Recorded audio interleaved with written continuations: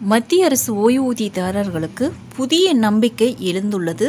தற்போது 80 வயதுக்கு பிறகு மட்டுமே வழங்கப்பட்டு வரும் கூடுதல் ஓய்வூதியம் இனி 65 வயதிலிருந்து வழங்கப்பட வேண்டும் என்ற பரிந்துரை 8வது ஊதிய குழுவில் முன்வைக்கப்பட்டுள்ளது.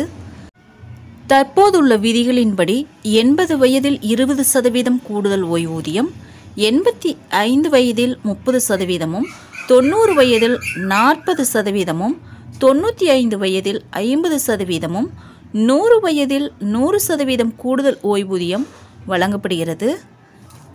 ஊழியர் சங்கங்கள் மற்றும் நாடாளுமன்ற நிலைக்குழுவின் கோரிக்கையின் பேரில் புதிய வயது வரம்பு பரிந்துரைக்கப்பட்டுள்ளது.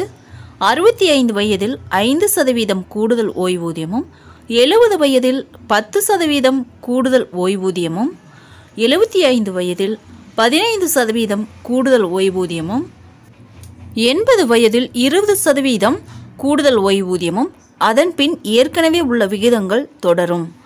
ஓய்வூதியதாரர்களின் உடல்நிலை மற்றும் நிதி தேவைகள் 65 வயதிலிருந்து அதிகரிக்கின்றன. ஆனால் தற்போதைய முறையில் 80 வயதிற்கு பிறகே கூடுதல் ஓய்வூதியம் வழங்கப்படுகிறது. இதனால் ஓய்வூதியதாரர்கள் உண்மையில் தேவைப்படும் வயதில் உதவி கிடைக்கவில்லை என பலரும் கருத்து தெரிவித்துள்ளனர்.